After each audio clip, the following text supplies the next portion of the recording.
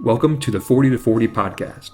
Join me, your host John Weiser, as I explore life 40 degrees south of the equator. Welcome to episode 10 of the 40 to 40 podcast.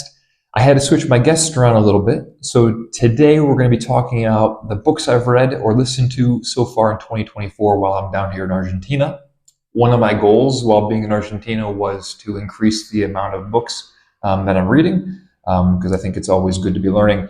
One quote that I always loved when I was listening to Dave Ramsey, I think he quoted his grandmother, and it was something to the effect of, you're going to be the same person a year from now, except for the people that you meet and the books that you read.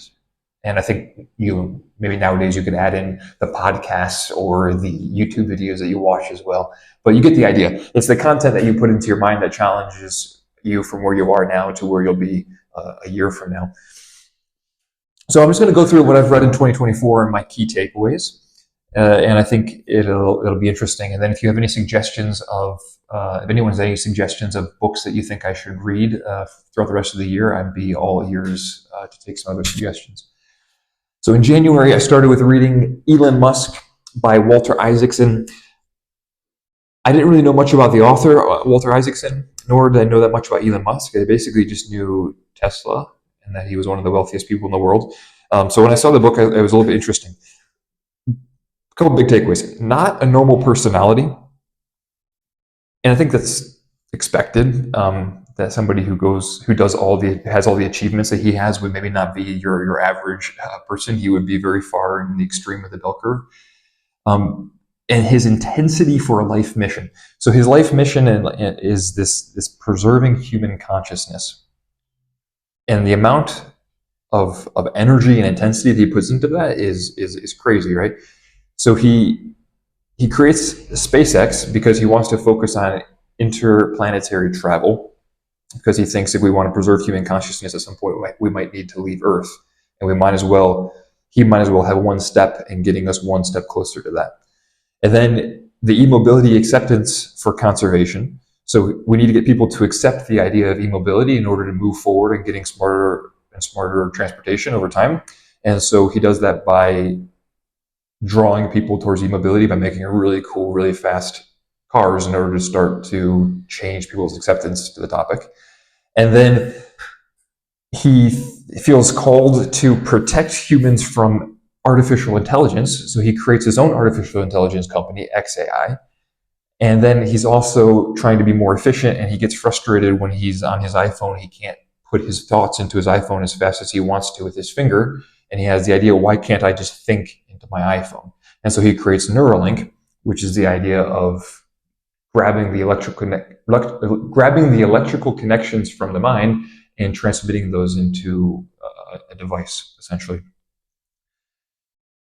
So again, it's just crazy how intense of a person he was.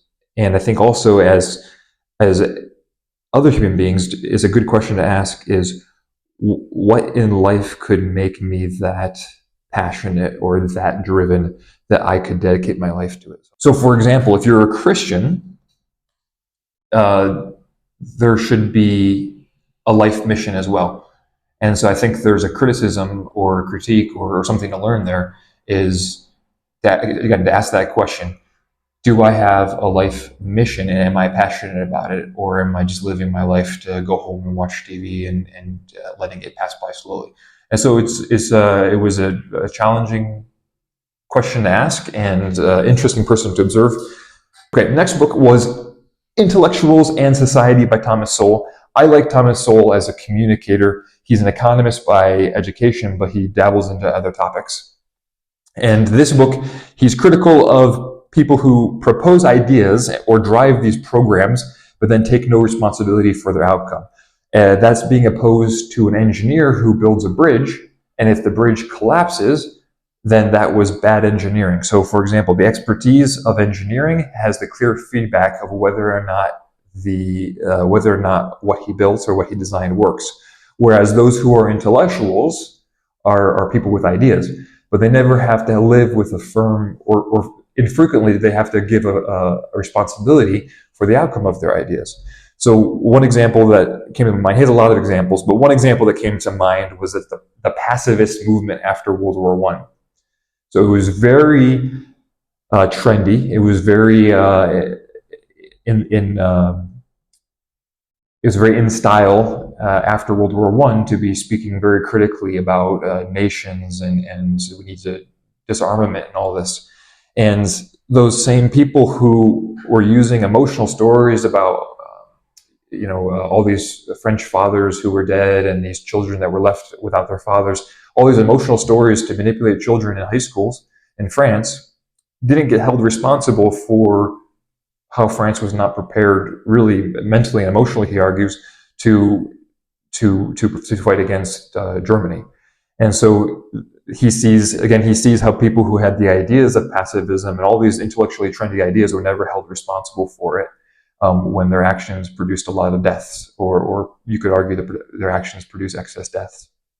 Another thing he's critical of is people who already have their mind made up, who already know exactly what they want to believe and refuse to look at data that's to the contrary.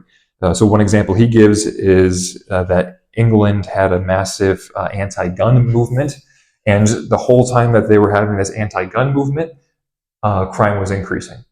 And while there could be more than one factor, there was just an inability of those who believed no guns, no guns, no guns. There was an inability to even look at the data. Now you can apply that to any field. Those are some examples he gave. And I think it was two challenging principles: is to be willing to actually look at the data and let it affect your decisions, and to be cautious of people who are throwing out ideas. Is there a way to actually look at that idea and challenge whether or not it's going to have a good outcome, or is it an idea that's unable to really challenge it and unable to verify what its outcome will be? A really different topic for the next two books. My sister had recommended some books on agriculture that she's been getting more passionate about, and I said, okay, I'll go for it. And so she recommended The Marvelous Pigness of Pigs by Joel Salatin. And he's a really interesting character because he bridges two different camps. And I like people like this. So he's a conservative Christian, and that's one camp that's relatively unique. And then he's also this kind of hippie organic health food guy, and that's a camp. And there's not much connection between those two. And so what he has done his whole life is been in both of those and trying to draw a connection between those. And this book is particularly directed toward the Christian camp, challenging them, especially with a verse like 1 Corinthians 10:31, whether you eat or drink or whatever you do all to the glory of God. I think Christians looked at that verse in the past and said, okay, so we're supposed to do everything to the glory of God, even eating and drinking. But they're really focused on living life to the glory of God, and they don't actually think about eating and drinking. And he challenges, when you eat chicken, when you eat pork, is that glorifying God? And that's kind of a abstract question, like I don't know, maybe. And he then goes into the details. Well, do you know what the farming technology looks like for raising chickens, like cheap chickens nowadays, or looks like for raising pigs? And so you have these animals that are raised inside of factories, essentially, who never see sunlight, who don't have enough space to walk around, who don't eat some of the natural foods that they would eat.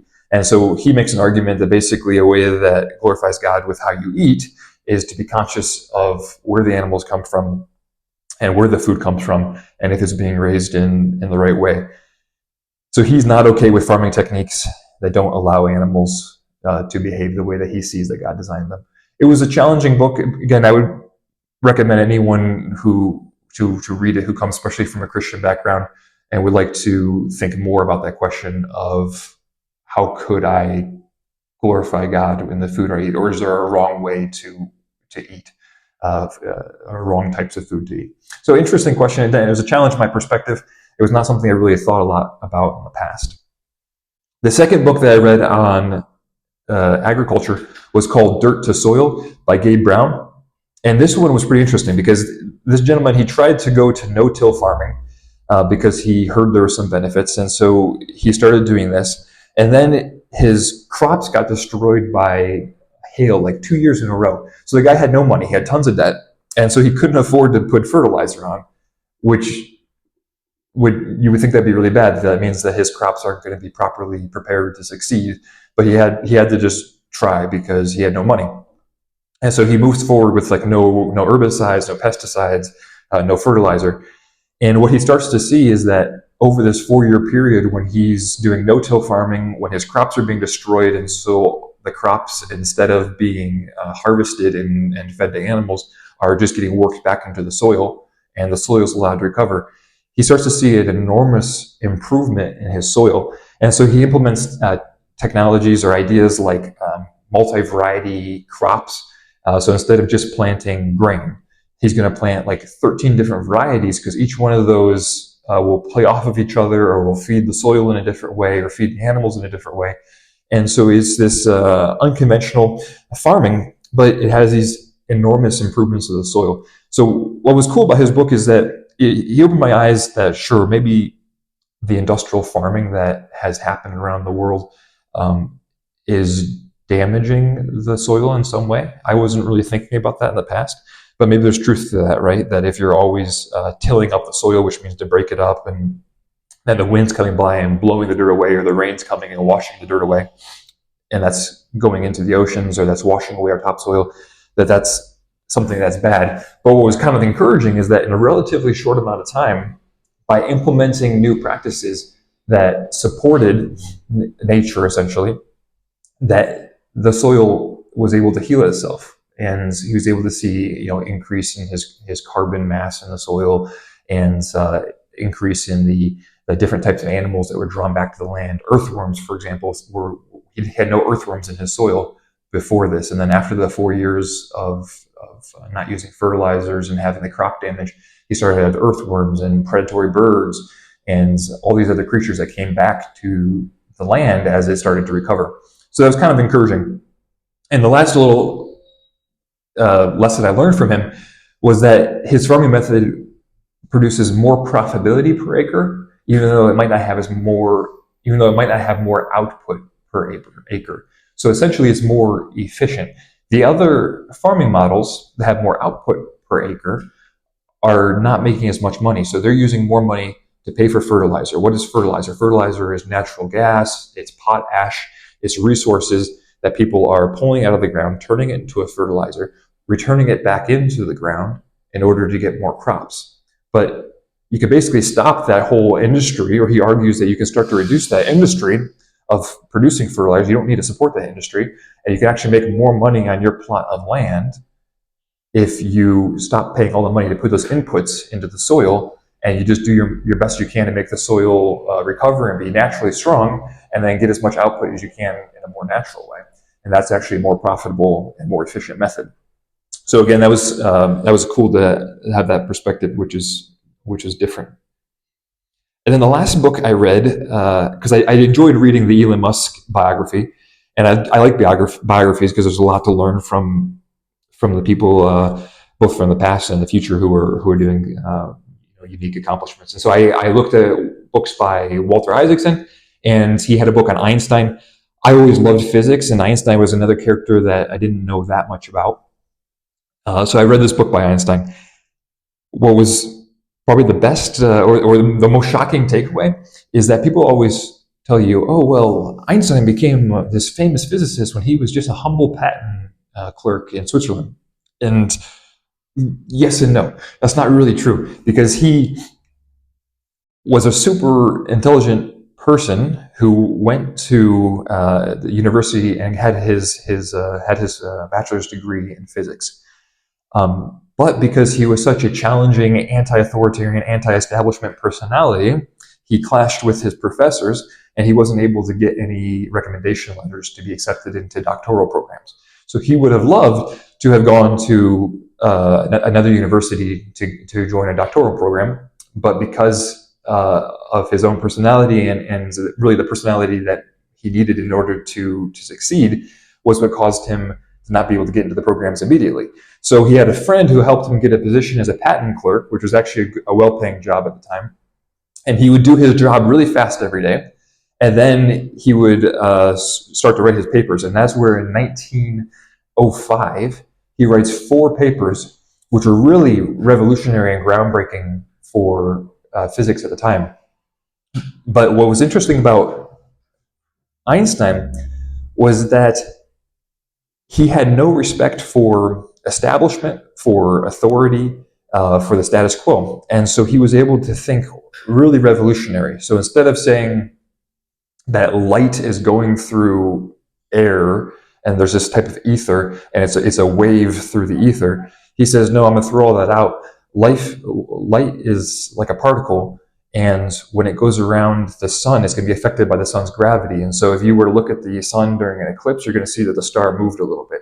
And so he just threw out the status quo of what these other physicists were saying should be happening, and he had these really revolutionary ideas at the time. And so while there's some truth to the fact that he was a patent clerk while he came out with some of his best work, it's not true that he had no mathematical or physics background. He already had a great mind for those areas. Another interesting fact about Einstein was that when he was younger and he had no respect for the establishment, that was when he had his most significant contributions to physics. When he became part of the establishment, the role flipped, and the younger physicists who were coming in with all the quantum physics, he could not accept the implications of quantum physics. So my very limited understanding of quantum physics was that you can only know something about a particle if you observe it. But if you observe it, you can't predict what it would do. And he couldn't wrap his mind around that. For him, if you drop a ball, you can predict exactly where that ball will be at every moment. Like, that's Newtonian physics. The same thing, his physics. If as the light goes around the sun, now Newtonian physics would just say it should go straight, but he realized that it behaved like a particle and it would get warped a little bit as it goes around the sun.